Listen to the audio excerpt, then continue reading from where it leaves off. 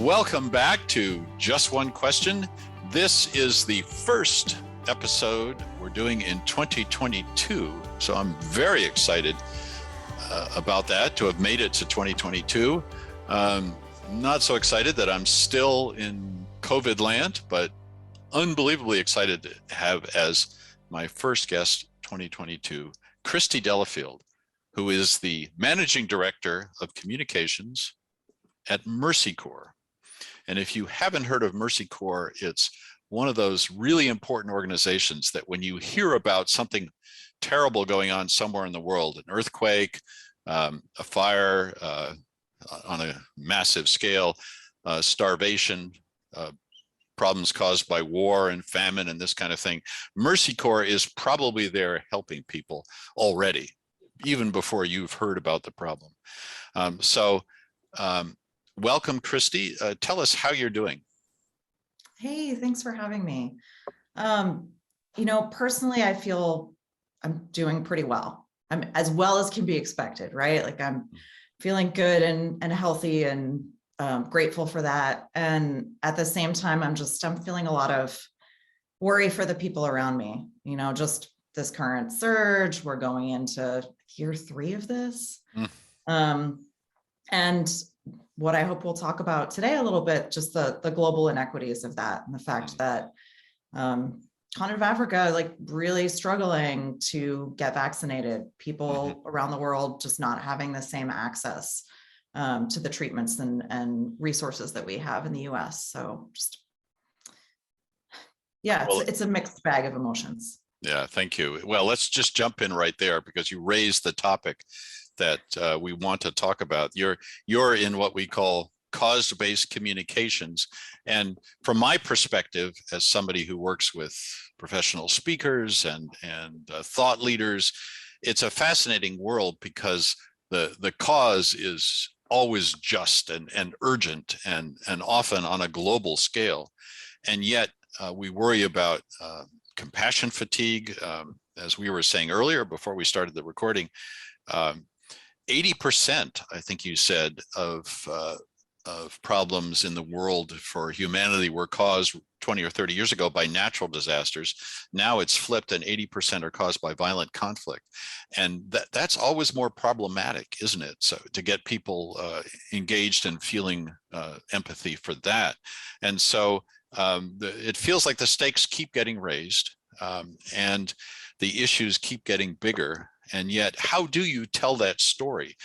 How do you engage people in the story that you want to tell about humanity and their needs, its needs around the world? It is a challenge. I think that when there are 2 pieces to this empathy challenge when you compare natural disasters versus violent conflict. One is just the timing and the news awareness of a rapid onset disaster like a hurricane, like an earthquake. You get a little bit of that kind of 24-hour news cycle focused on the disaster, and it raises awareness in a significant way. So you talk about Mercy Corps already being in places. We have a team in Haiti, and before the earthquake, they were already on the ground. And even in the hours after the earthquake, started going around in the communities close to the epicenter of the earthquake, because they were already there and were able to canvass homeowners and find out how things were going. And we saw a lot of people open their hearts and give generously in that moment. And that, in my world, that's a win. That's the outcome that we're looking for from our communications. We want to bear witness, and we want to share information, and we want to get people to do, think, and feel, and take action to support the people who are suffering as a result of what they're seeing and what they're hearing from us. It really is a different scenario when you're talking about violent conflict, because one, the conflict might be a little bit more protracted. You might not get that kind of news moment in the same way that helps kind of act as a flashlight or light bulb to the situation and draw attention. But you also, you don't have as much access. It's more difficult to tell people what's happening, but there is just a human kind of empathy gap there when it comes to people who are in need as a result of violent conflict. It's almost just perversely, we don't want to believe that that could happen. We don't want to believe that an innocent person could get caught up in that. And where with a storm, it's really obvious that nobody's to blame. There's a lot of struggle that people have in kind of getting their arms around, the conflict in Yemen, the conflict in Syria. And we just have seen that there isn't as much attention. It's harder to tell that story, and it's harder to get people to listen to it. Mm-hmm. And we were talking earlier about how you take these very complex issues. Take the example of Haiti, which you raised. There have been issues there for a long time. There's issues of ongoing health crises, as well as the earthquakes and the hurricanes and all the other things that have gone wrong there. There has been political instability, and of course there's endemic corruption, and on and on and on. The issues are quite complex, and there is no simple solution, as anybody who's tried to help in Haiti knows. How do you engage people in communicating those stories without either overwhelming them or not telling them enough? Where's the storyline in that? How do you fashion that narrative? I think it's the best communications challenge there is. It is, but I like a tough problem, right? And I like a problem where the stakes are high, because we can really make a difference, which I think for me, it's in my DNA. I think it's in a lot of people's DNA. They want to make a difference.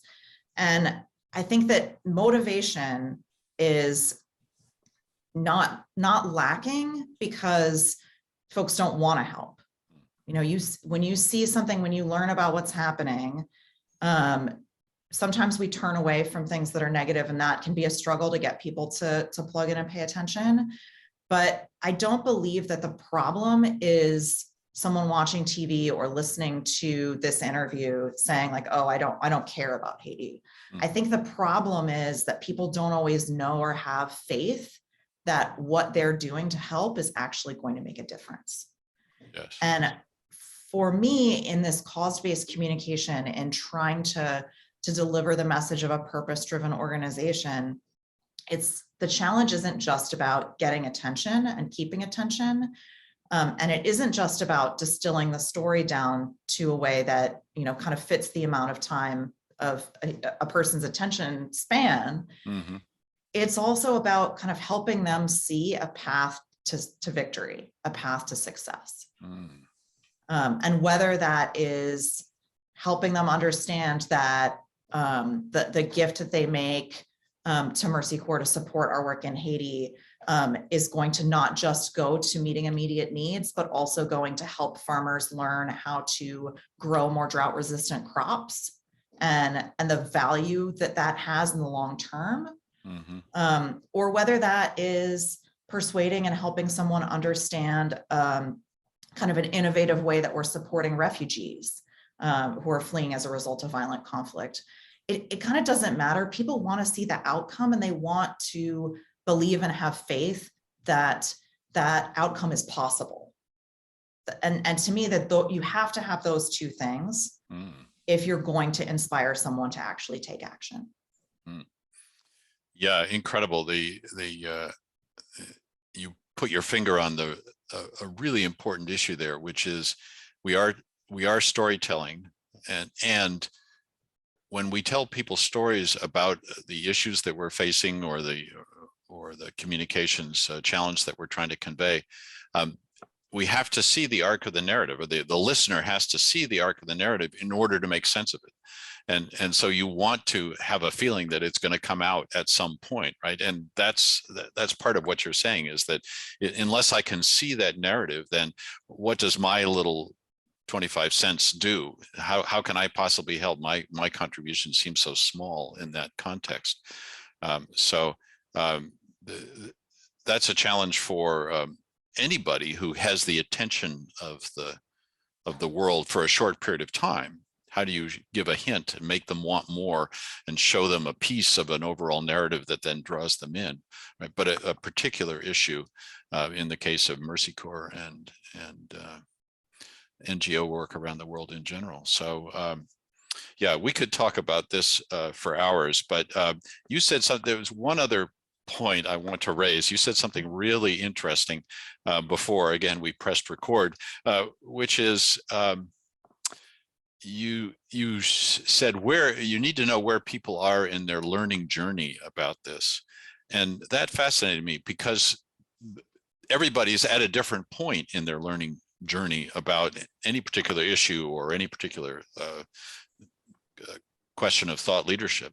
So how do you know where to start and where to stop if you're, for example, telling the story of Haiti or Syria, as you mentioned, or some other hotspot in the world? How do you pick that up sort of in mid-story?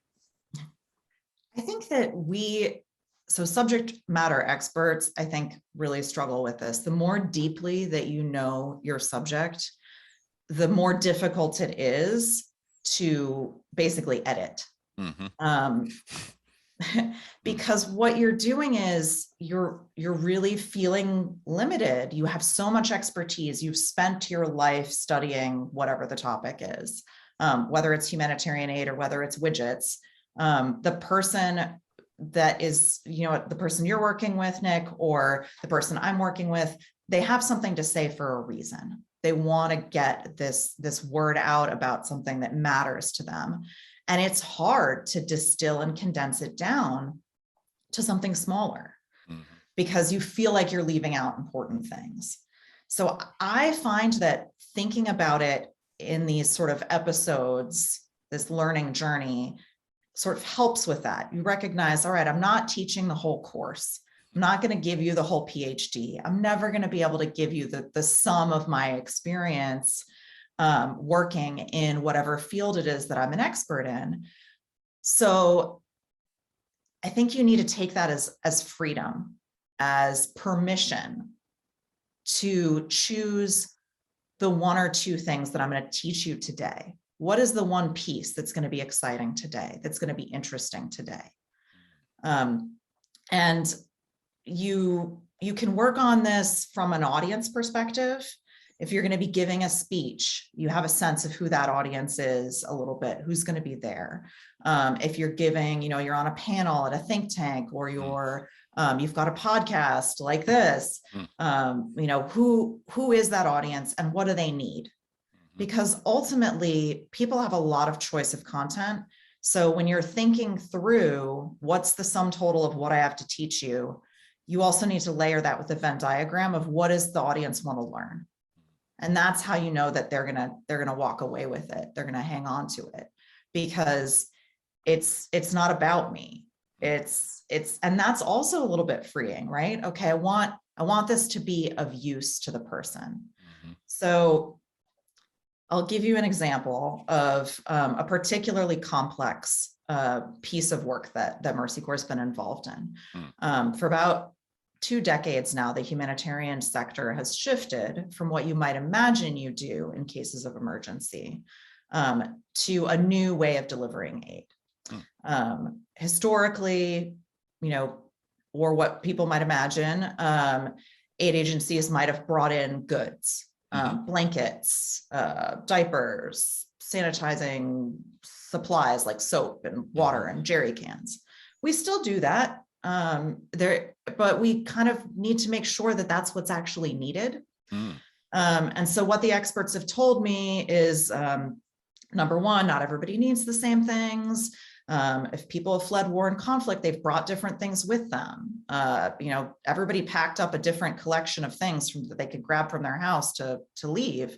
Some people were able to bring a lot. Some people, there were bombs falling around them and they had to run right away and they weren't able to bring anything. So aid isn't sort of one size fits all. And this is already a long and complicated way of explaining this shift, but it has been difficult to tell the story because what we're doing now is we're giving people cash.